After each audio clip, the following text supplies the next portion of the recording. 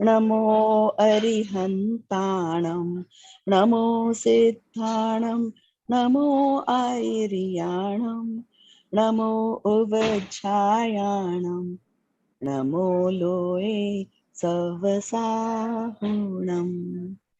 आज जून 26 संडे है, हम समरी से कंटिन्यू कर रहे हैं। So we will start with the students doing the summary और बीच बीच में सीमा जी हेमल जी कमेंट्स कर सकते हैं और जब मैं कर पाऊंगी तो मैं भी बीच में कमेंट कर दूंगी। जय Jinendra, let's start from the first one.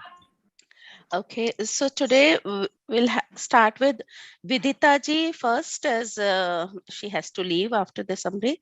So she will be doing on Bhagwan Parashnath, and after that Ketan ji's turn will come. So Vitrag Vigyan Part 2, Bhagwan Parashnath by Vidita ji. You can unmute yourself and start, Vidita. Jai Jinendra everyone. My chapter's name is Bhagwan Parashnath by Kavi Budharaj Saji. So Bhagwan Parshvanath, he was our 23rd Tirthankar and he's born around 3000 years before. His father's name was Ashwasena and his mother's name was Vama Devi. He was born on Paush Krishna Ekadashi.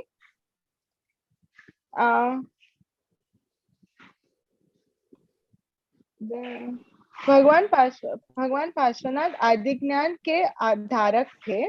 He had a lot of vaibhav, but he was never interested in the worldly power. Even though he was a prince, he was not interested in the power, in the richness, or in the worldly everything that he had. Then, there was one turning point in his life.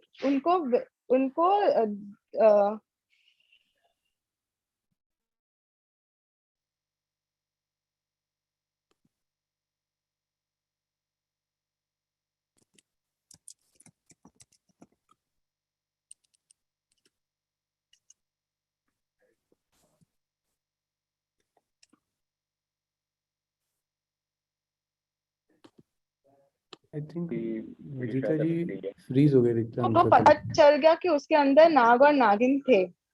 तो उन्होंने जब उनको जो यज्ञ कर रहे थे उनको बोला कि उसके अंदर नाग और नागिन है, तो he did not agree. So Parshvanath Bhagwan proved it that there was nag and nagin, and when he removed them out of the fire, and then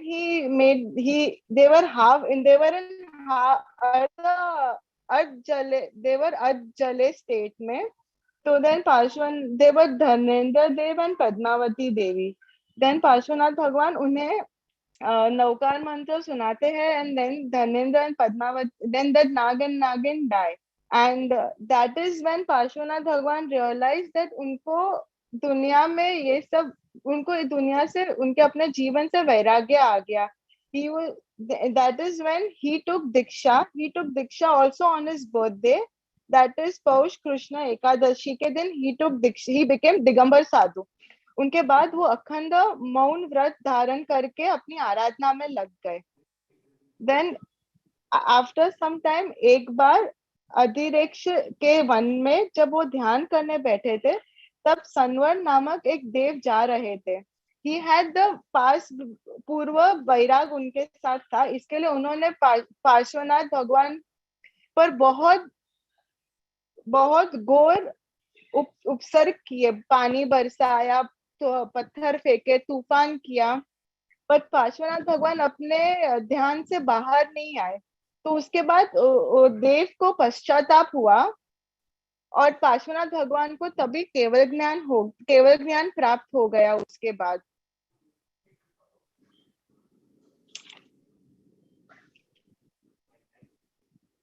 that's it.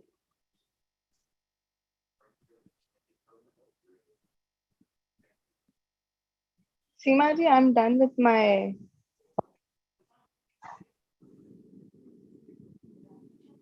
Hello, Seema ji. Yes, I'm here. I am done with my. Yes. Hemal ji, can you take over? I'm trying to get my microphone fixed, so please take over. Yes. Seema ji, if you're there, I think the normal format is after they summarize. Do we ask questions about it? No. If there's anything you want to add, it's fine. If you don't want to add anything, then we'll proceed with the next. Next one. Okay, sorry. Thank you. Does anybody have any questions? Actually, I have one question, but I don't know if anybody has pondered on this one. विदिता जी, आपने कहा कि उनको वैराग्य आ गया incident से, और उनको incident से केवल ज्ञान भी आ गया. Is that correct? To me that is very interesting कि केवल ज्ञान और वैराग्य में इतनी छोटी गैप थी, बट आई एम श्योर वो तीर्थंकर नाम. No, Vairagya he got because of that Nagin. He didn't want to stay in the world, and he became a Digambar Swami. Then Yes. after years of his of jnana, and after a lot of years, this incident happened. And since he was so much into his soul, he didn't react, or he unse dhyan se bhatak nahi gaye. That is the moment for Keval Jnana. Right. There was a lag time. Okay, that's good. Thank you, Vidita ji. Yes. Okay, I'm sorry if I didn't. No, it's clear now. Vidita ji, if you can stay for as much as you can stay, that will be good. But Ketan ji, if you would like to start with the Namokar Mantra chapter, that will be wonderful. Yeah. So Ketan ji will be doing summary on Apne Mein Apnapan and Apni Khoj. So these are the two, he will go one after another on this. So both are similar topics. So let us hear it by doing Apne Mein Apnapan, and then maybe Apni Khoj to ho hi jayegi fir usse, hai na? Sure. Let's start, Ketan ji. ठीक है. तो हमारा आज का विषय है अपने में अपनापन. इस दुनिया में सच्चाई और अच्छाई से ज्यादा अपनापन महत्वपूर्ण होता है. इसी का मार्मिक चित्रण हमें इस पाठ से पता चलता है. हम लोग हर जगह हर चीज में अपनापन स्थापित करना चाहते हैं, पर स्वयं में अपनापन नहीं करते. आज तक हमने शरीर एवं पदार्थों में ही अपनापन मान रखा है, और उसी का ख्याल रखते हुए अपने अंदर बैठे हुए भगवान आत्मा को एक क्षण भी अपना नहीं माना और उसकी अनंत उपेक्षा की. हमें शरीर के परायपन और आत्मा के अपनेपन पर गहराई से मंथन करना चाहिए. अतः हमारे चिंतन का बिंदु आत्मा का अपनापन और शरीर का परायपन होना चाहिए. इसी से आत्मा में एकत्व स्थापित होगा और देह से भिन्नता भाषित होगी. इसे समझाना ही इस चैप्टर का मूल उद्देश्य है. निज भगवान आत्मा में अपनापन ही सम्यक दर्शन है, और भगवान आत्मा से भिन्न शरीर आदि पदार्थों में अपनापन ही मिथ्या दर्शन है. यहीं से धर्म की शुरुआत है. सम्यक दर्शन, सम्यक ज्ञान, सम्यक चारित्र का आरंभ है, एवं साक्षात मोक्ष का मार्ग है भगवान बनने का. अपने में अपनापन ही समस्त दुखों को दूर करने का और अनंत आनंद प्राप्त करने का एकमात्र उपाय है. I have a question. बहुत अच्छा बोले आप केतन जी. जी. Prabhaji is there. Jai Jinendra, it's funny, I don't even remember seeing you. So I'm glad अब आपको कम से कम देखा तो सही हमने. So Ma'am, Ketan last ji, class आपने में बहुत you अच्छा spoke किया. to Ketan ji, yeah. Last class में. I don't remember seeing his video though. So face तो पहली मैं तो बार ही सही देखा ऐसा बताऊं, I लग रहा saw है. some celebrity on the screen. I said, how come Sunil Shetty is here in our class? And then I said, okay, no, ये तो Ketan ji है. जब नाम पढ़ा तो, so I remember seeing him in the last class. So yes, proceed with It's what okay. you Yeah, I नहीं, started just- joining for last 4-5 classes, and I'm planning to continue further. Very good. I'm glad you joined back. And आपका केतन जी, आपके assignments वगैरह अगर नहीं भी आप complete कर पाओ, चिंता मत करो. We are doing these summaries for that purpose, ताकि everybody can catch on. I know it's not easy, इतने सारे videos आप नहीं देख पाएंगे. Right. तो इसीलिए हम ये कर रहे हैं. और जो हमने sample test भेजा है, ताकि आप लोगों को थोड़ा डर कम हो जाए टेस्ट का. It shouldn't be bad at all. Or this is something you're doing for yourself. So don't worry about it कि कितने मार्क्स आएंगे. अगर एक चैप्टर भी आपने अच्छे से समझ लिया है और आप अपनी आत्मा को पहचान जाते हैं, that's all that is needed. So बहुत अच्छी समरी करी आपने. एंड आपका एक बार फिर से चैप्टर बताओ कौन से उस पे किया. मुझे फोन रीस्टार्ट करना पड़ा था. सीमा इन्होंने अपने में अपनापन पर किया. अब now he is going to go with अपनी खोज. 2 पे कर रहे हैं ना केतन जी आज. हाँ या Oh, very good. So, ठीक है. Do the second chapter also. Then we'll ask a couple of questions. Okay ठीक है. then Hemal ji will also ask after that. Okay. Sure. So अपनी खोज. निज भगवान आत्मा को जानने और पहचानने का यत्न करना चाहिए और निज भगवान आत्मा को प्राप्त करने का प्रयत्न करना चाहिए. भगवान आत्मा की प्राप्ति की तड़प ऐसी होनी चाहिए जैसी उस बालक की जिसकी माँ मेले में खो गई है. शास्त्रों में पढ़कर आत्मा के बारे में जानना अलग बात है और आत्मा का अनुभव करके उसमें अपनापन स्थापित करना अलग बात है. इस ख्याल से कि माँ नहीं मिली तो क्या होगा, वह बालक सब कुछ भूलकर अपनी माँ की खोज में लग जाता है. ठीक उसी तरह हमें भी यह चिंतन करना होगा कि यदि जीवन की संध्या तक भगवान आत्मा नहीं मिला तो अनंत काल तक भटकना होगा, अनंत दुख भोगने होंगे. इस बहुमूल्य मानव जीवन को विषय कसायों से बर्बाद नहीं करके तड़प से आत्मा की प्राप्ति में पुरुषार्थ करना चाहिए. आत्मा की खोज स्वयं ही करनी होगी. दूसरों के भरोसे आत्मा मिलने नहीं वाला. फिर भी ज्ञानी गुरुओं के मार्गदर्शन आत्मा की खोज का पुरुषार्थ होता है, इसलिए उनका भी महत्वपूर्ण स्थान है. लेकिन अंत में परद्रव्यों से दृष्टि हटाकर स्वद्रव्य अर्थात निज भगवान आत्मा को सच्ची और गहरी लगन से प्राप्त करना ही सच्चा खोज है. Very good. So बहुत अच्छा बोले केतन जी. बहुत ही अच्छा. very nice.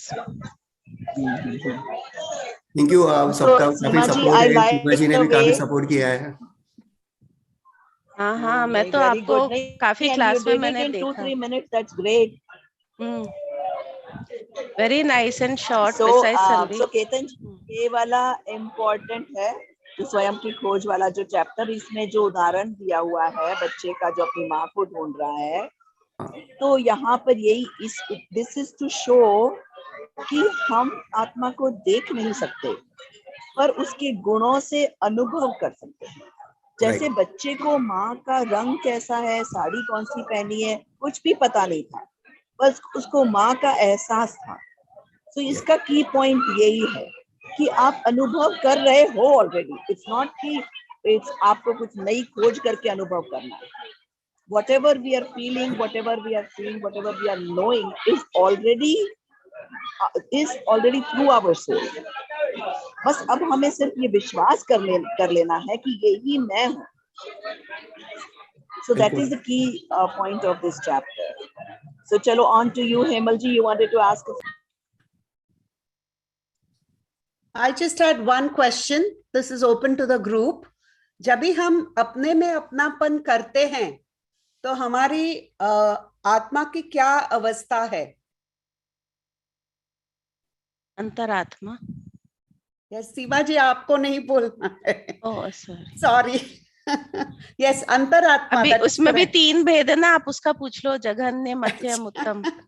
यस. और जघन्य अंतरात्मा किन गतियों में प्राप्त होती है? अभी सीमा जी नहीं, बाकी सबको चांस है आंसर करने का. मुझे भी नहीं पता. If I'm understanding correctly, it can be available in all 4 gatis. That's correct. Yeah. That's correct. All 4 gatis. And उत्कृष्ट भावना. अभी केतन जी आप आंसर नहीं कर सकते, आपने दिया आंसर. Sure. उत्कृष्ट अंतरात्मा के कौन सा गुणस्थानक है? चौदहवां गुण स्थान, उत्कृष्ट अंतरात्मा, not परमात्मा. 12th गुण स्थान, छठा स्थान onwards, Himal ji, is it? हाँ, और कौन से गति में उत्कृष्ट अंतरात्मा बन सकती है? कौन से गति में? मनुष्य गति में। Very good. जब गुण स्थान पूछेंगे तो हाँ, मनुष्य गति। क्यों सिर्फ मनुष्य गति में? क्योंकि मनुष्य गति से ही मुनि अवस्था में जा सकते हैं। यस, इसी वजह से उसकी वजह से, क्योंकि दीक्षा मुनि अवस्था में मनुष्य गति में ही मिल सकती है। So that's why it's very important. It means ये भी है ना, सन्नि पंचेंद्रिय होने चाहिए। Yes, सन्नि पंचेंद्रिय एंड मनुष्य गति, क्योंकि मनुष्य गति होने से और सन्नि पंचेंद्रिय होने से you are able to make a conscious decision to take diksha, and that is the critical element, which is why manushya gati is one of the it's a rare event, so you should make the most of it, which connects with his chapter apne mein apnapan and apni khoj, which is why I just asked a few questions. इसलिए मनुष्य गति को दुर्लभ चिंतामणि रत्न कहते हैं, क्योंकि हम उसमें संयम भी धारण कर सकते हैं, और संयम धारण करने के बाद ही मुनि पद आता है, जिसमें हम महाव्रत धारण करते हैं और फिर मोक्ष भी मिलता है। तो अब हम देखेंगे कौन करेगा summary. Let's see, Bindu ji, are you ready for your summary? Okay, before Bindu ji you come, actually you will do anyway. So anybody who cannot do tomorrow, and especially working people, I just wanted to check real quick. Tulika ji, she works, Rahul ji works, and Hetal, you're also there, Hetal? Okay, I don't have, okay, that's fine. Bindu ji, you can start now. And she will be doing on Sat Tattva Sambandhi Bhool. So this is a very, very important chapter. So listen carefully. We'll learn a lot. Bindu ji, you may unmute. हाँ, बोलो। मेरा सिद्ध पूजन का summary है, जो कि पहले तो संडे को था, बट अब वो मंडे को जा रहा है, तो मैं भी अगर टाइम मिलेगा तो हाँ, पर वो आज ही करोगे कि नेक्स्ट वीक है ना आपका तो संडे? अच्छा, नेक्स्ट वीक है क्या? हाँ हाँ, वो वीतराग 3 का है ना? I think so. तो ठीक है, I saw that message, but yeah, so next week you're free, you're not going for vacation or anything? हाँ, next week मैं कर सकती हूँ. Either Saturday or Sunday will take you, okay? Okay, thank you. That's good for you, right? Okay, so Bindu ji, you may start, unmute yourself and start, others can mute. जय जिनेंद्र सभी को। आज मैं वितराग विज्ञान पार्ट 2 का chapter 3 सात तत्व संबंधी भूल पे समराइज कर रही हूँ। ये पार्ट पंडित दौलत राम जी ने लिखा है।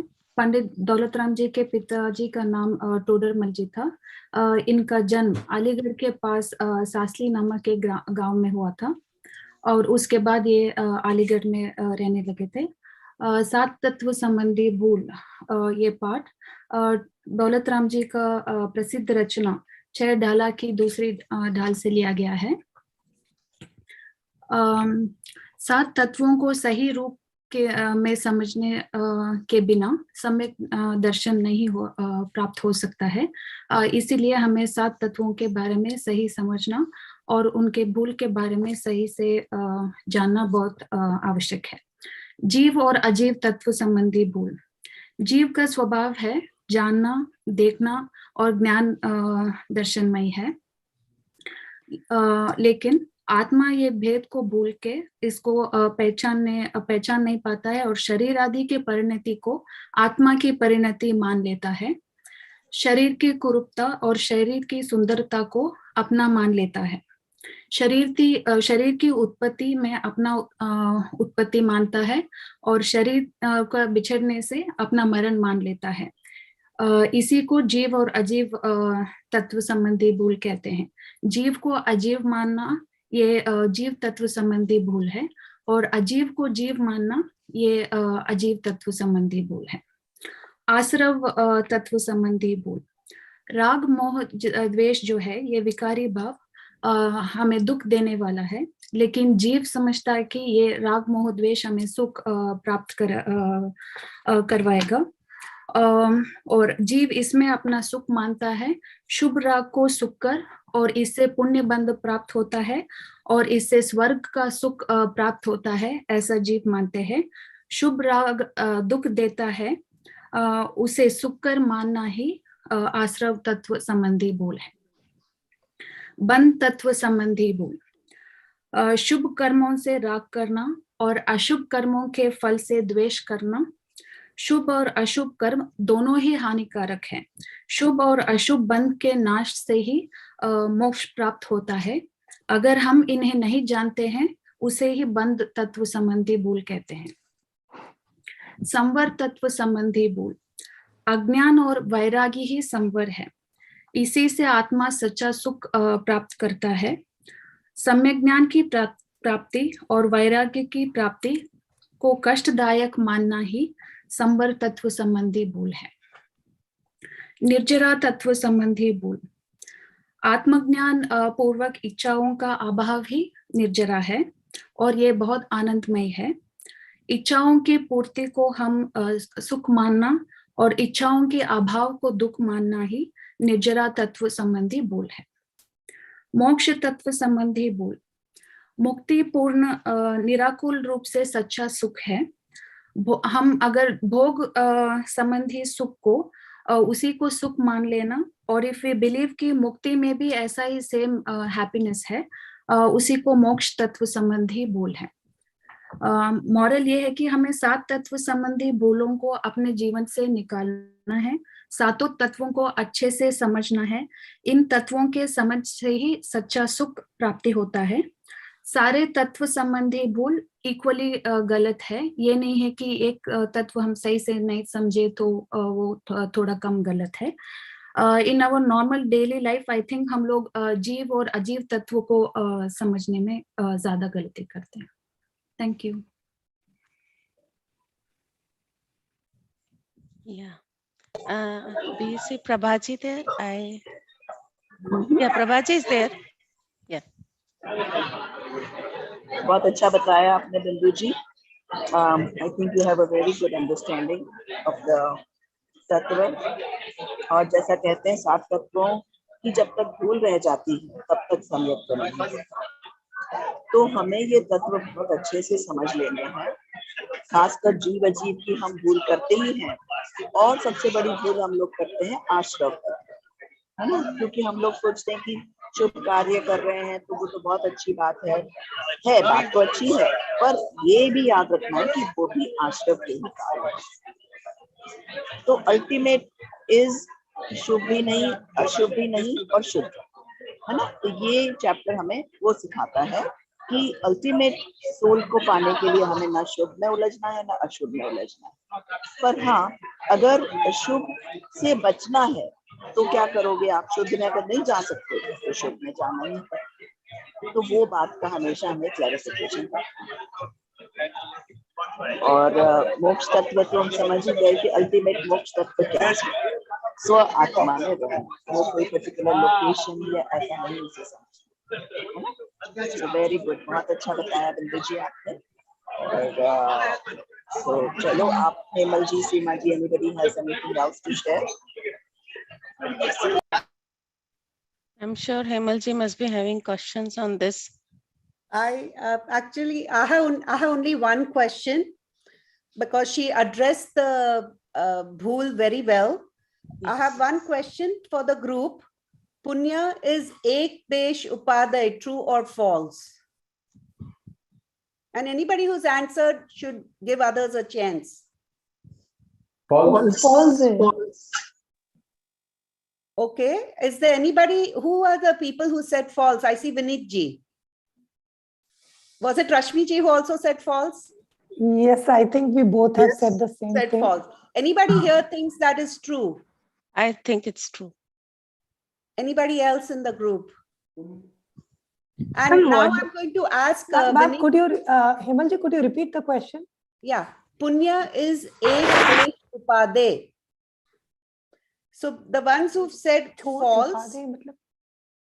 Worth adopting. Partial worth adopting. Right. Wait. Yes, true. It is true. Anybody is here false. saying that it's false? It is false, ma'am. Okay, Nisha ji, can you explain why you think it is false? Yes, पुण्य भी पाप की तरह पूरी तरह से मतलब ना वो उपादेय है, ना वो ग्रहण करने योग्य है. बिल्कुल पाप और पुण्य एक ही श्रेणी में आते हैं. Okay, now I'm going to ask somebody who thinks it is true. Who are the three people who said true? Seema ji, Vinit ji, Rashmi ji. Vinit ji, can you explain why you think it is true?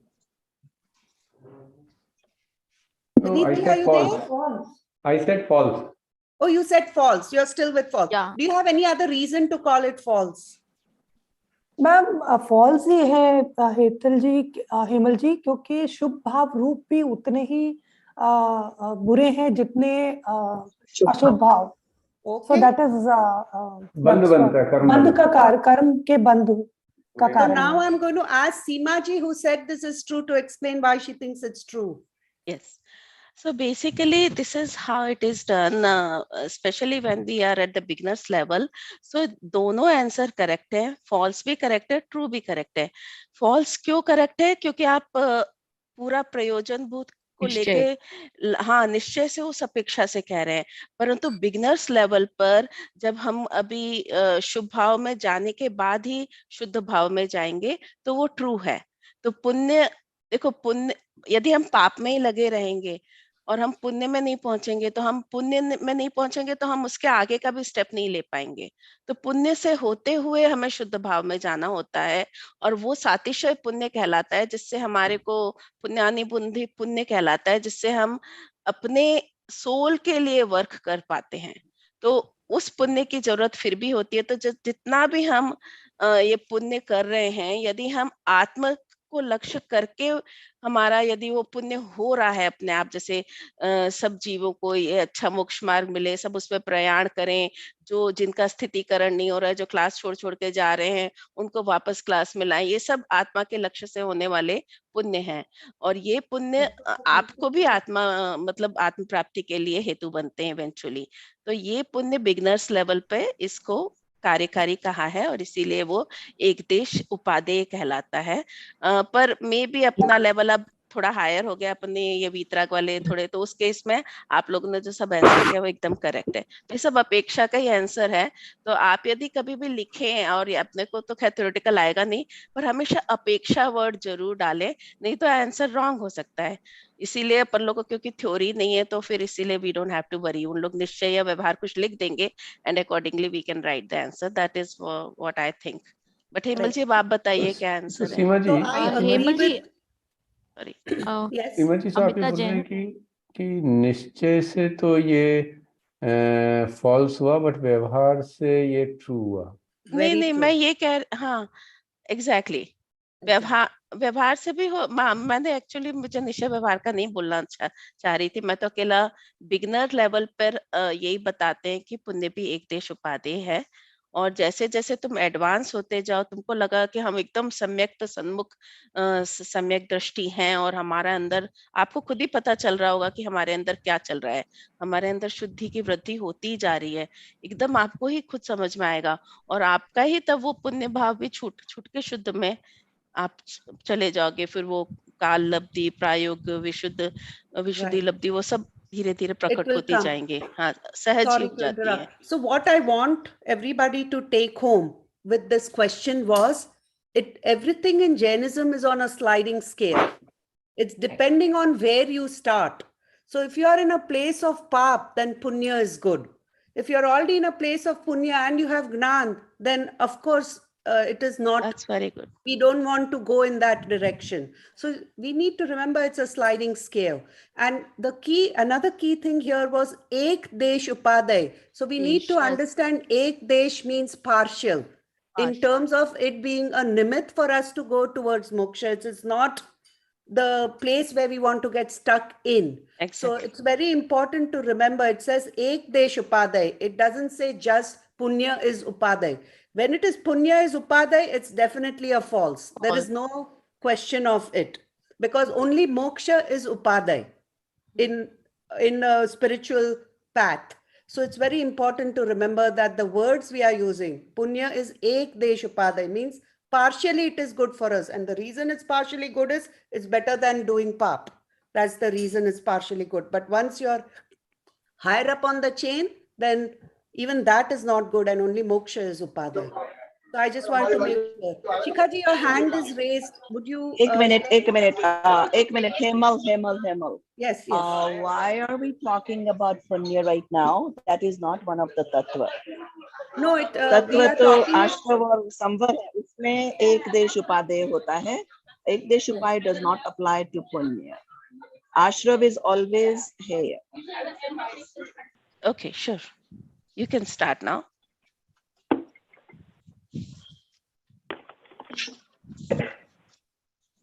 Tattvartha सूत्र में जो जैन परंपरा का महत्वपूर्ण ग्रंथ है, तत्वार्थ सूत्र जो जैन परंपरा का महत्वपूर्ण ग्रंथ है, उसमें आचार्य उमा स्वामी ने 3 लोक का वर्णन किया है. उसी के आधार पर यहाँ संक्षिप्त में बताया गया है. सारा विश्व 3 लोकों में बटा है. हाँ, हम रहते हैं उसे मध्यलोक कहते हैं. नारकी अधोलोक में पैदा होते हैं और पुण्यात्मा ऊर्ध्वलोक में है. मध्यलोक में असंख्यात द्वीप और समुद्र है. इसके सबके मध्य में जम्बूद्वीप है. जम्बूद्वीप 1 लाख योजन विस्तार वाला है. इसकी रचना में बीचों बीच सुमेरु पर्वत है तथा 6 महापर्वत, 7 क्षेत्र, प्रत्येक पर्वत पर एक विशाल सरोवर तथा 14 नदियां है. और ये जो 14 नदियां है ये 7 क्षेत्रों में बहती है. मध्यलोक को त्रियंक लोक भी कहते हैं क्योंकि यह तिरछा बसा है.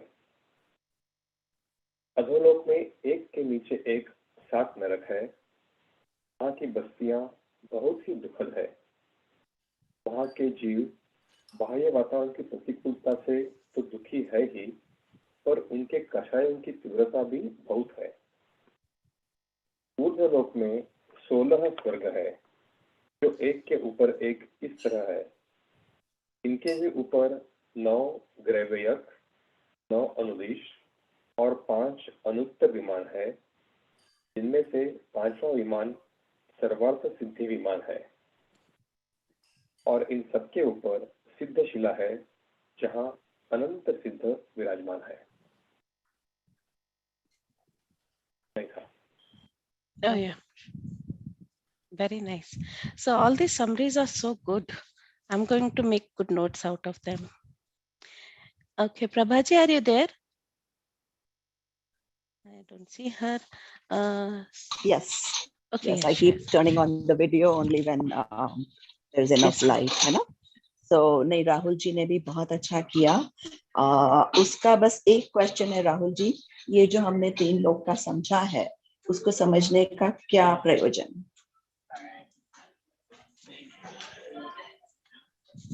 और एक और क्वेश्चन, ये कौन से चरणानुयोग कर, अब हमने द्रव्यानुयोग इसकी बात की थी, अगर आप बता सकें कि कौन से कर्णानुयोग.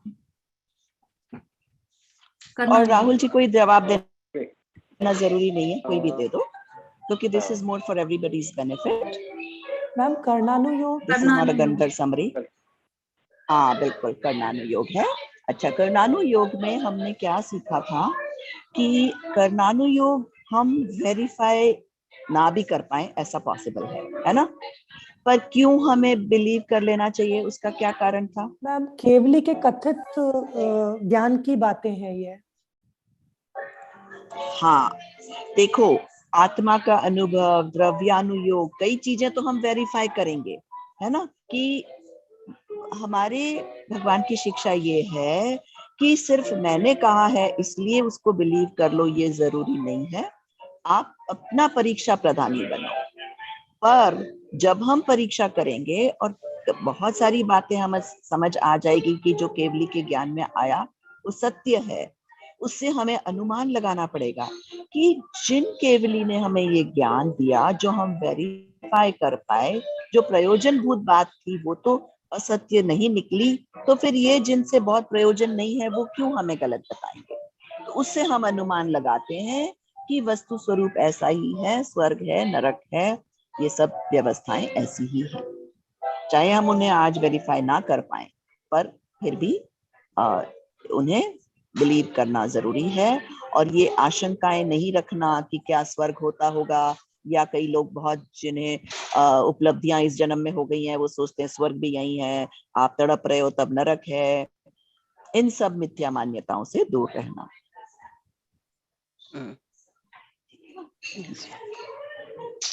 Yes, ma'am. Okay, so that was okay. Ma'am answered the question for first question का आंसर भी दे दिया। तो अभी हम रश्मि जी 7 व्यसन के ऊपर करेंगे समरी, राइट रश्मि मेरा जी? सेक्शन नहीं होगा क्या? तुलिका है। हाँ, actually Rashmi ji would you be able to swap with Tulika ji, क्योंकि आप शायद कल आ जाओगे ना, तुलिका जी को जॉब पे जाना होगा। Rashmi, please unmute yourself. No problem. If there is time, I'll do. Yeah, okay, maybe actually 2 लोग हो जाएंगे मेरे को लगता है, अभी टाइम है। तो पहले तुलिका जी का ले रहे हैं, फिर रश्मि जी का ले लेंगे। और तुलिका जी आपको 4 अनियोग पे करना है, राइट? हाँ, ठीक है, आप करिए। तो मेरे से एक ऑर्डर में गलती हो गई थी, मैंने पहले राहुल जी को ले लिया था। ओके, तुलिका जी आपका ही टर्न है एक्चुअली, आपका ही टर्न है। हाँ, you can start now. Okay नहीं, आई वाज सेइंग कि अगर कोई और अगर कल पॉसिबल नहीं है तो मैं भी कल दे सकती हूँ, मुझे ऐसा कुछ इशू नहीं अच्छा, है। ऐसा है क्या? तो फिर मैं पूछ लेती हूँ। हेतल जी से फिर पूछना रह गया था। Hetal ji, I don't see her in the class actually, so that's fine. Tulika ji, you can start. Okay, so Tulika Jain है और मैं 4 अनुयोग के बारे में बात करूंगी। दरअसल 4 अनुयोग का यूसेज इसलिए आता है कि पहले तो हमें हमारे तीर्थंकरों ने जो भी सिखाया वो जिनवानी माँ के रूप में मिली है। और जिनवानी माँ उनको इसलिए कहा जाता है क्योंकि एक माँ जैसे बच्चे को सही रास्ते पे लाती है, वैसे जिनवानी माँ भी हमें रास्ते पे लाती है। और उनकी भाषा वो किस तरीके से बोल रही है ये जानना बहुत जरूरी है। और हुकुमचंद भारिल जी ने अपने एक सेशन में कहा था कि जो व्यक्ति अपनी माँ की भाषा नहीं जान पाए उससे बड़ा अभागी इंसान इस दुनिया में कोई भी नहीं है। और इसलिए सिखाने के लिए ये लैंग्वेज ऐसी है, जैसे हम लोग के तीर्थंकरों ने जैसा बताया था कि वो एक लैंग्वेज या एक सिर्फ ओमकार ध्वनि में बोलते थे, पर सब लोगों को अपनी अपनी भाषा में समझ जाती थी। वैसे ही यहाँ पे इंसान का कितना सीखने का शक्ति है उस हिसाब से प्रथमानुयोग, चरणानुयोग, कर्णानुयोग और द्रव्यानुयोग में बांटा गया है। प्रथमानुयोग में हम कहानी के माध्यम से, शास्त्रों में पुरुषों की महाकथाएं आती है, उसमें उनके चरित्रों का वर्णन होता है और किसी पाप को किया तो उसका फल कैसा मिला और पुण्य किया तो कैसा फल मिला, और अंत में अच्छे कर्म को पाते पाते इंसान एंड में मुक्ति को पाता है, वितरागता को पाता है, ऐसा बताया जाता है। But Prathamanuyog is not detail one, ये मोटा मोटी बोलता है। जैसे अभी रावण ने सीता का हरण किया तो उसका पाप बोल के उन्हें नर्क में भेजा गया, ऐसा बोलते हैं। बट रावण ने अपनी लाइफ में बहुत सारे पुण्य भी किए होंगे, बट स्पेसिफिकली सीता को हरण किया इसलिए उनका नरक जाना नहीं है, और दूसरे रीजन भी है। बट प्रथमानुयोग में कथाएं में लेके आपने एक पाप किया और उसे उसके कर्म से ऐसा जोड़ देते मोटा मोटी। तो ये उन लोग के लिए है जो एकदम डिटेल में नहीं जा सकते या नहीं समझता है। एटलीस्ट इंसान का प्रेजेंट सुधर जाए और वो गलत चीज नहीं करे, इससे ये सीख मिलती है। कर्णानुयोग में हम लोग कॉज एंड इफेक्ट सीखते हैं। मोस्टली मैथमेटिक्स या गणित या स्टैटिस्टिक बोले वो समझा जाता है। जैसे कि अभी राहुल जी ने जो सेशन लिया था उन्होंने 3 लोक का बताया, उसका भूगोल बताया। वैसे ही गुण स्थान, मार्गण स्थान, जीव का वर्णन, गोमटसार, जीवकांड, कर्मकांड, ये एकदम डिटेल में है। और जैसे कि मैम ने कहा हम इन्हें वेरीफाई नहीं कर सकते क्योंकि हमारे तीर्थंकरों ने जब सब चीजें सही बोली और हम उसको एज इट इज प्रैक्टिकल लाके एक्सपीरियंस कर रहे हैं तो ये चीज भी सही ही होगी। चरणानुयोग में हम लोग अपने आचरण को सुधारने का देखते हैं तो उसमें गृहस्थ और मुनि का आचरण का वर्णन होता है। जैसे जीव एक एक लेवल बढ़ के वितरागता की ओर बढ़ता है, उसका वैसे वैसे उसके एक्टिविटीज में, उसके सोच में, उसके भाव में कैसा बदलाव आता है और वो क्या क्या चीजों का अपनाता है, बाह्य क्रियाओं को अपनाता है, वो पता चलती है।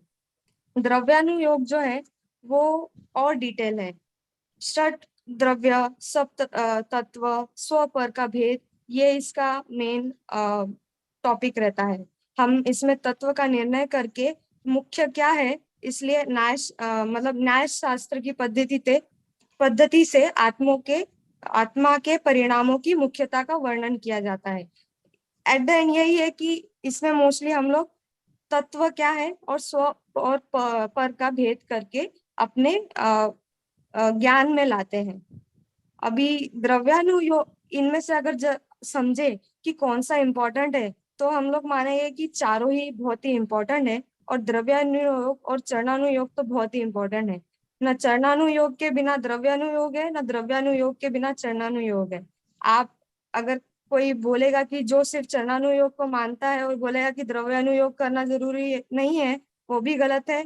और द्रव्यानुयोग कहे कि चरणानुयोग को हम लोग इग्नोर करे तो वो भी गलत है। चारों ही इम्पोर्टेंट है। वो एक गाड़ी के 4 पहियों के जैसे हैं, जिन सबका होना एकदम जरूरी है। मेरा अपना सेशन में तो मतलब बुक से इतना ही आएगा, बट मैं थोड़ा और इसमें ऐड करना चाहूंगी कि एक एग्जाम्पल है कि एक बच्चा था, वो अपनी बहन को बहुत गाली देता था। माँ को गुस्सा आया, माँ ने सोचा इसको अगली बार मैं मारूंगी अगर ये ऐसा मस्ती करेगा तो।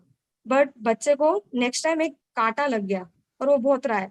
तो माँ ने सोचा क्यों ना मैं उसको ऐसा बोलूं कि भाई तूने तेरी तेरी बहन को गाली दिया इसलिए तुझे कांटा लगा। ये हो गया हमारा प्रथमानुयोग का विषय कि हम उसको ऐसा एग्जाम्पल देके बता रहे हैं। फिर नेक्स्ट दिन बच्चा आता है, उसे वापस से कांटा लगा हुआ रहता है। माँ सोचती है अब क्या बोलूं, तो उन्होंने बोला कि तुम नीचे नहीं देखकर चले इसलिए हुआ। ये हुआ हमारा कर्णानुयोग का। ये हमारे गलती की मतलब क्या कारण है कि तुम नीचे नहीं देख के चले।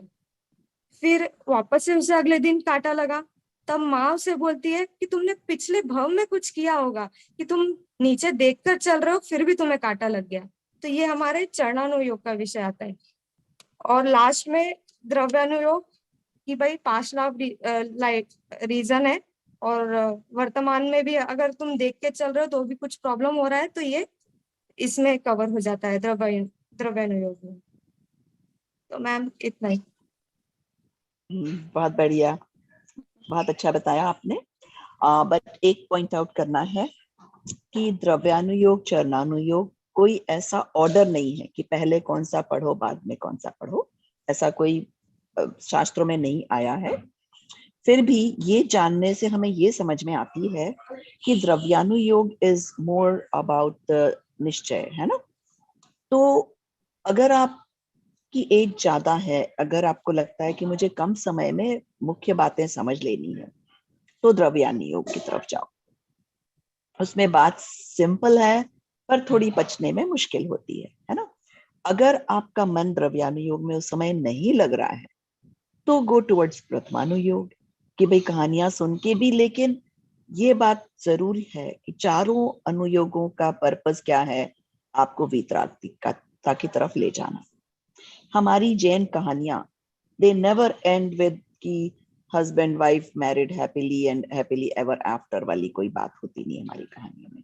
हमारी कहानियां हमेशा मोक्ष पे जाके खत्म करती है, and that is the real happily ever after.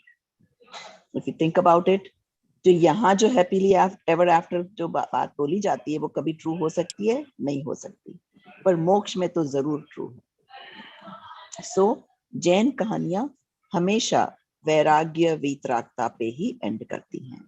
तो इसलिए आप कहानियां भी पढ़ोगे तो भी आपको वीतरागता ही मिलेगी। और चरणानुयोग और कर्णानुयोग तो है ही। कर्णानुयोग में इतनी सारी इंटरेस्टिंग इंफॉर्मेशन है कि वो भी पढ़ने में बहुत मजा आता है। और चरणानुयोग में तो किस तरह से जीना, कैसे खाना, कैसे पीना, कैसे उठना, कैसे बैठना, जो हमें हमारी माँ सिखाती है, वैसे ही जिनवाणी करना चरणानु योग के थ्रू हमें सिखाती है ना। पर चारों की इम्पोर्टेंस है अपनी अपनी, ठीक है। Yes, that's right.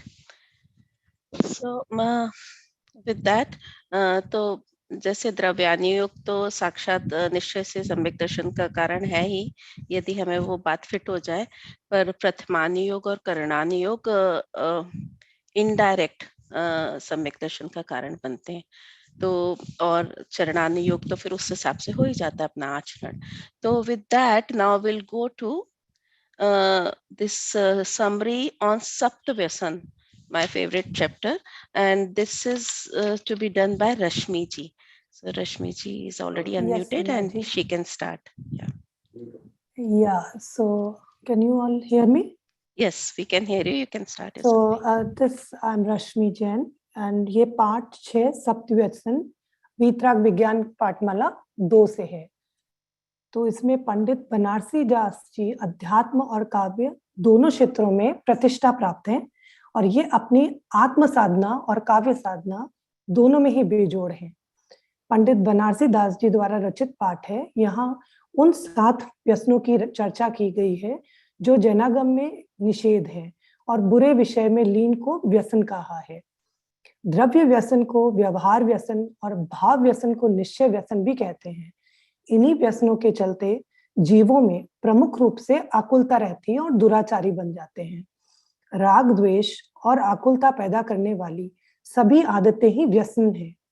निश्चय से आत्मा के स्वरूप को भुला दे वे मिथ्यात्व से युक्त राग द्वेष परिणाम ही व्यसन है। भाव या निश्चय व्यसन ही मुख्य व्यसन है, और जैन दर्शन में भाव व्यसन की अपनी ही विशेषता है।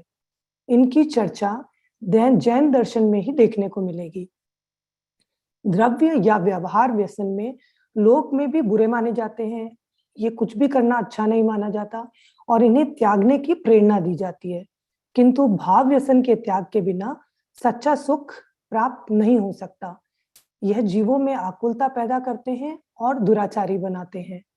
निश्चय से जो आत्मा के स्वरूप को भुला दे वे मिथ्यात्व से युक्त राग द्वेष परिणाम ही व्यसन है।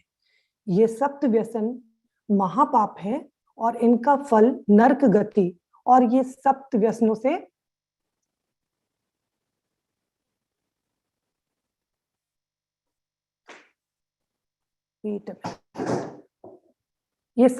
से भी बड़ा पाप है, और ये मिथ्यात्व है जिसके फलस्वरूप चारों गतियों में भ्रमण है, और इसलिए ये सब जैन दर्शन में निषेध है। Addiction prevents an individual from understanding reality, and they loses rational thinking. An individual who suffers from any kind of addiction, they loses the sight of religion, humanity, scholarship, prestige and truth. ये 7 व्यसन इस प्रकार से हैं, और इन्हें द्रव्य व्यसन एवं भाव व्यसन से समझाया गया है। तो जुआ जो है वो पहला व्यसन है। सो धन से शर्त लगाना द्रव्य जुआ है, और पुण्योदय में हर्षा और पापोदय विषाद मानना भाव जुआ है। सेकंड है मांस खाना, मारकर या मरे हुए जीवों का भक्षण द्रव्य मांस व्यसन है, और शरीर के पुष्ट होने पर आत्मा का हित और दुर्बल होने पर आत्मा का अनित मानना भाव मांस व्यसन है। थर्ड है मदिरापान, किसी भी नशीली वस्तु का सेवन करना द्रव्य मदिरापान व्यसन है, और मोह में पड़कर आत्म स्वरूप से अनजान रहना भाव मदिरापान व्यसन है।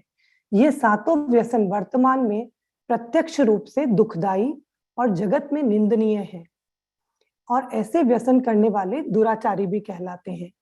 इससे नशा होता है, which in turn leads to delusion।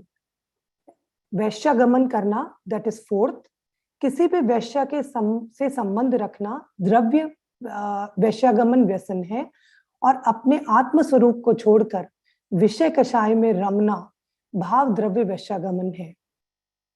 5th है शिकार खेलना, किसी भी जीव को सताना, निर्दयता से मारना द्रव्य रूप से शिकार व्यसन है, और तीव्र रागवश ऐसे कार्य करने से अपने चैतन्य प्राणों का घात करना भाव रूप से शिकार करना है। 6th है पर स्त्री गमन करना, अपनी धर्मानुकूल पत्नी के होते हुए किसी भी पर स्त्री से संबंध रखना द्रव्य रूप से पर स्त्री व्यसन है और तत्वों को समझने का यत्न करके दूसरे के ज्ञान को परखना ये भाव रूप से पर स्त्री गमन है। 7th है चोरी करना, खुशी से ना दी गई वस्तु को भी ग्रहण करना या उठाना द्रव्य रूप से चोरी करना है और मोह भाव से पर वस्तु को अपनी मानना ये भाव चोरी है। मनुष्य गति समाप्त होने पर द्रव्य व्यसन भी सहज छूट जाते हैं क्योंकि मनुष्य गति की यह सामाजिक व्यवस्था है। आत्मा की रुचि से आत्म स्वभाव में वृद्धि से भाव व्यसन ही सहज छूट जाते हैं। यह सातों व्यसन वर्तमान में प्रत्यक्ष रूप से दुखदाई और जगत में निंदनीय है और ऐसे व्यसन करने वाले दुराचारी कहलाते हैं। Thanks, I am done. बहुत अच्छी समरी, सबने क्या बढ़िया समरी करी आज। बहुत ही बढ़िया बताया आपने रश्मि जी, खास करके वो भाव जुआर वो बहुत अच्छे से एक्सप्लेन किया। तो ये अब हमें सोच लेना है कि चाहे हम द्रव्य व्यसन नहीं भी कर रहे हैं, हम शायद शराब नहीं पीते, मांस नहीं खाते, पर हम भाव व्यसन तो जरूर कर ही रहे हैं अपने लाइफ में। और उस ये समझने से हमें अपने आप हमारी एटीट्यूड चेंज हो जानी चाहिए कि हमें कितना अपने शरीर से ममत्व है वो धीरे धीरे ढीला पड़ना चाहिए जब हम ये चैप्टर समझ जाते हैं, है ना। तो क्यों व्यसन तो हम सभी शायद लगभग नहीं करते हैं, और करते हैं तो ऑफ कोर्स उसका तो रिमाइंडर ये है ही है, पर भाव व्यसन से भी हमें बचना है ना, सबसे ज्यादा इम्पोर्टेंट वो है। तो बहुत and I can see the difference। आपने सब लोगों ने जो इनिशियल समरीज लिखी हैं असाइनमेंट 1 में और अब जो आप लोग बोल रहे हो, मेजर इम्प्रूवमेंट्स, बहुत अच्छा कर रहे हैं आप सब लोग। Ultimate improvement ma'am. या हम सब आप ही से सीख रहे हैं। नहीं, बहुत ज्यादा उपयोग पूर्वक आप मतलब आप लोग ने किया है summary. I am telling you, आज के सारे क्लास के नोट्स मेरी प्रीवियस समरी को सुपरसीड करेंगे वाले। इन नोट्स को मैं लिखने वाली हूँ because it's a very good notes I have got today. And just wanted to add, मुझे ये समझ में आया जब आप बोल रहे थे रश्मि जी की, मेरा कंक्लूजन ये लगा कि निश्चय से 7 व्यसन का सही रूप समझने पर हम अपनी 7 तत्व संबंधी भूल भी अच्छे से ढूंढ कर निकाल सकते हैं। मुझे तो ऐसा समझ में आया। तो अब 11:30 हो गया है और किसी को जो भी क्वेश्चन है, may be 1 or 2 minutes will spend with that and then we will do the conclusion, अपनी वो प्रेयर जो करते हैं।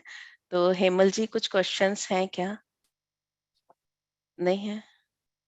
हेमल जी, यू आर म्यूटेड। हाँ। I will ask one question.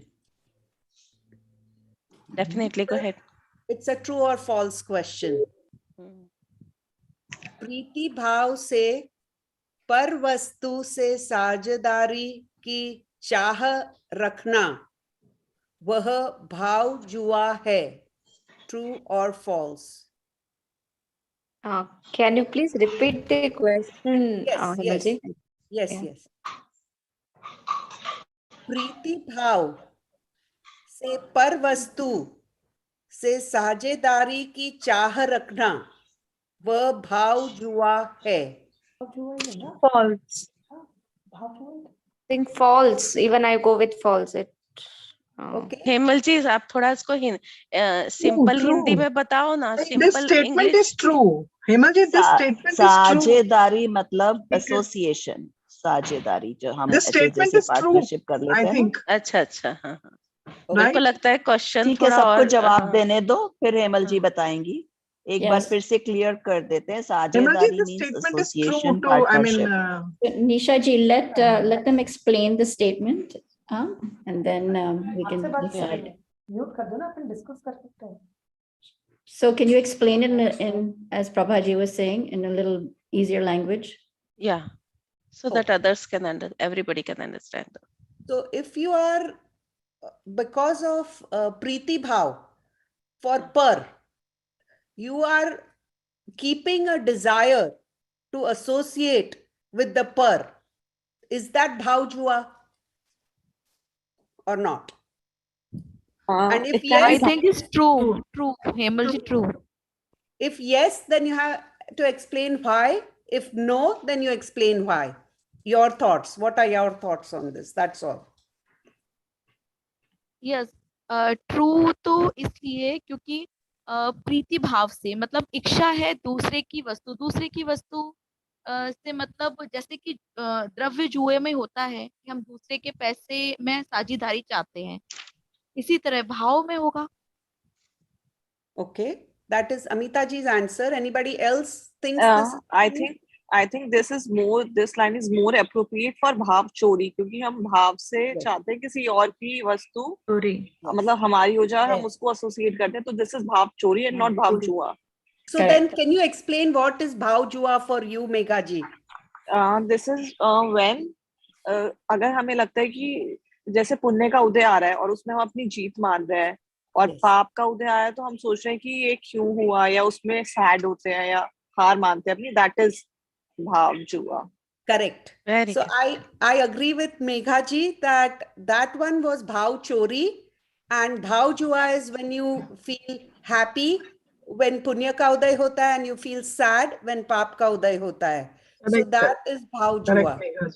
So Megha ji has that logic correctly represented. Can I ask you all one more question and then absolutely we shall yes go ahead.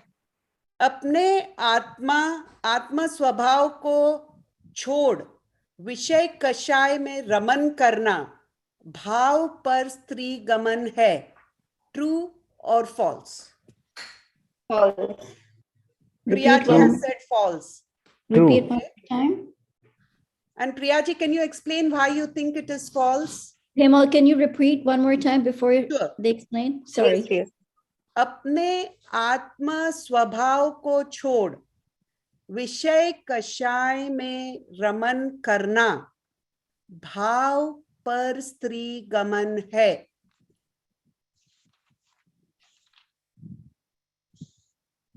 That is, I think वैश्य गमन भाव का है ना. विषय कषाय में रमन करना, which one is that? That's the question. Yes, that is what she's saying. वैश्य गमन के बराबर है क्या? That's what she's asking. Correct. Yeah, it is not equal to Vaishya Gaman, but I don't know exactly the word. What does it mean? It is. But मेरे ध्यान से Vaishya Gaman तो नहीं है. Like if they are going for some other girls, तो वो Vaishya Gaman जैसे है. नहीं, that is par stri gaman. Correct. Okay. And this is Vaishya Gaman, which Hemal ji is asking. Right. What I said, which is wait, I have lost my. भावों से अपने आत्मा को छोड़ विषय गमन में विषय कषाय में रमन करना is वैश्य गमन. वैश्य गमन. So this sentence is false. मैंने तैयार किया है chapter. Rashmi ji, can you explain what is par stri भाव गमन? पर स्त्री गमन भाव अभी आपने हाँ पर स्त्री भाव गमन is जब अपनी स्त्री that is द्रव्य मत भाव. अच्छा, भाव का बोल रहे. It is the तत्वों की बात. तत्वों को समझने का यत्न करके दूसरे के ज्ञान को परखना. हाँ. So that is पर स्त्री गमन भाव व्यसन. ये वाली मिस्टेक बहुत हो जाती है. Can this be भाव मदिरा पान गमन? No. असल में बुक में ना एज इज लिखा हुआ है मेघा जी, राइट? तत्व को समझने का यत्न ना करके दूसरों की बुद्धि की परख में ही ज्ञान का सदुपयोग मानना भाव स्त्री रमण है. और ये वाली मिस्टेक खूब हो जाती है जब इस अपन लोग अध्यात्म के मार्ग पे हैं, तो अपन ये भूल जाते हैं कि अरे हमको अपने तत्व का समझना है, हमें अपनी भूलें निकालना है, हमें नहीं देखना कि दूसरों के ज्ञान का क्षोभक्षम कितना है, किसको ज्यादा आता है, किसको कम आता है. तो ये है वो भाव पर स्त्री रमण. ठीक है ना? But it's also, as an example, it is also if we mislead people in the knowledge, then that is also considered Parsri Raman bhav, correct? Yes, sir. Vyasan, sorry. So? Yeah. And then Madirapan, though, the bhav, that is more for moha, right? Right. Madirapan is moha. Because moha is delusional. It's an illusion. It's not true. And drinking Madira or addictions do the same thing to your brain. So that's why it becomes moha over there. ये सप्त व्यसन का है ना, यदि book जैसा लिखा लिखा आ गया तो ठीक है, ज्यादा टेस्ट किया तो ये आंसर तो मेरा गलत हो ही रहा है एग्जाम में। मेरा भी बहुत सोचना पड़ता है पढ़ने के बाद कि क्या बता रहे हैं। That's why Rashmi ji, when you were saying it from the book, it really helped. रश्मि जी ने तो बहुत अच्छे से समरी करके हमको अलग एंगल से सोचने को दिया। आज की समरीज बहुत बढ़िया थी, मजा आ गया। Hemal ji, you can prepare questions for please. She had your questions are as tough as the model questions from yesterday. Just to let you all know, Hemal जी ने किया है, मैं आज ही सबके लिए डाल देती हूँ और मैं मूडल पे भी डालूंगी और इस पे भी डालूंगी और उसके हिंदी ट्रांसलेशन थोड़ा मैं कर रही हूँ, शायद अमिता जी भी थोड़ा हेल्प कर दे। तो हेमल जी ने एक्चुअली इंग्लिश जो हिंदी फॉर्म में लिखते हैं ना वैसे ही लिखा है। It's very good question and from the book. पर हेमल जी थोड़ा और ज्यादा दीजिए, आप जैसे पूछ रहे हैं ना, थोड़े ऐसे वाले तो डाल ही दीजिए। और ये अच्छा है इम्प्रॉम्प्टू, जब चैप्टर को का समरी हो रहा है तब भी पूछते हैं तो वो रिफ्रेश हो जाता है। And I feel that if you thought you've read the chapter and you know what the chapter is about, try to go and answer the questions, because then it will tickle your brain and connect you back with what you read. So my suggestion would be that if you read, you thought you understood your concepts, go try to answer the questions. If you don't know the answer, go back and research in your chapter, where is this answer located? How do I answer this question? And for all true false questions, you should think, why is this true and why is this false? So you will learn two concepts at one time. So that would be my suggestion. That is very true. Hindi में तो नहीं बोलने को आता है, मगर सीमा जी अगर आप हिंदी में कुछ बोल देंगे मैं कर रही हूँ। हाँ, मैं सारे आपके ट्रांसलेट कर रही हूँ क्वेश्चंस। मुझे तो लगता है कि fill up the blanks question मेरे लिए तो बहुत इजी होंगे, क्योंकि वो बुक के बिल्कुल वर्ड टू वर्ड आएंगे। पर ट्रू फॉल्स में डेफिनेटली अपन को बहुत थिंकिंग करना पड़ता है। तो उसके लिए जरूर जैसे हेमल जी ने बताया एग्जैक्टली ऐसे एक्सरसाइज करें। जिन्होंने आज समरी नहीं लिखी है, सुन के ये लिखते, और जो हेमल जी का कंट्रीब्यूशन है ये क्वेश्चन आंसर का, वो देख के भी वो पॉइंट्स जरूर लिखें, एक बार समझ के फिर लिखें, तो वो समरी आपके असाइनमेंट समरी में चली जाएगी और आपको फुल मार्क्स भी मिल जाएंगे। दूसरा ये बोलना था कि जैसे अमिता जी ने कंट्रीब्यूट किया है एलसीपीए का सैंपल और जो क्वेश्चन के एग्जाम पैटर्न और सारे रिलेटेड इंफॉर्मेशन है, हेमल जी के सारे क्वेश्चंस हैं, प्रतिभा जी ने भी कंट्रीब्यूट किया है, थोड़ा मैंने भी कंट्रीब्यूट किया अपने समरी नोट्स। सब लोग अपने समरी नोट्स प्लीज कंट्रीब्यूट करते जाएं। मैं मूडल में ही वो फोल्डर क्रिएट कर रही हूँ कि जहां पर आप जाके सारे क्वेश्चन आंसर देख सकते हैं, इंक्लूडिंग जो प्रभा जी ने यस्टरडे किया था, वो बालबोध भाग 3 का जो था, जो कि आपको उसकी भी एक्सरसाइज करनी है। तो सारे ये सब कुछ वहां पे रहेगा मूडल पे। You go sign in your account and you will see those basically the topic wise, whatever the topic, and that's how you will get the access of it. That way you'll be everybody should start getting used to using Moodle now. Moodle, सब लोग एक दो बार log in करो और उसमें देखो. I'm only going to notify on exactly. I'm only going to notify on WhatsApp that it's uploaded on Moodle. I'm not going to put a link of Google Docs here. Actually, I'm going to upload only on Moodle. So if you do this exercise, that will be great. आप वहीं से जल्दी से पढ़े, अपनी भी summary करें और असाइनमेंट भी वहीं सबमिट कर दें। सो आज क्या है, संडे, कल मंडे भी है एक और अपनी समरी, तो परसों तक आप लोगों के असाइनमेंट 2 की समरी सबकी हो जानी चाहिए, इंक्लूडिंग माई सेल्फ। ठीक है ना? आप अभी क्योंकि वीकेंड है तो आज तो 1-2 घंटे निकाल के आप कर ही दें, क्योंकि जिन लोगों का कल वीकडे है और जॉब पे जाना है तो वो नहीं हो पाएगा। और पर सुनना कल की भी समरी और शाम को वो भी कर देना, और रोज 1 घंटे का तो सब पढ़ ही रहे होंगे। So that's good, and we will now conclude the class. Prabha ji, आपको कुछ कहना है? हाँ, Can I just add one thing? With respect to the fill in the blanks, what I wanted to say was I kept it easy, but I want to draw your attention to that part of the chapter. So to see if you've understood that or not. That's why I kept it easy, but those are important points in the chapter. That's it. Yes, Prabhaji. Okay, very good, both of you. Thank you so much, Himal and Seema, for handling so well this session. And great job, Himal, preparing questions. So I think it makes it more interesting and, motivates people to understand how the questions are going to be. So all the summaries are getting better and better. And even the previous ones were wonderful. So good job, everybody. So this will be a good way for you guys to, when it's time to, for exams, just watch this 1 hour and you'll kind of get the gist of it. So that's great. Thank you. निज निधि निज में बताई यह अनंत उपकार है इसके लिए जिन वाणी माँ को वंदना शत बार है वंदना शत जय जिनेन्द्र जय जिनेन्द्र सभी को जय जय जिनेन्द्र जिनेन्द्र सभी को। जय जिनेन्द्र।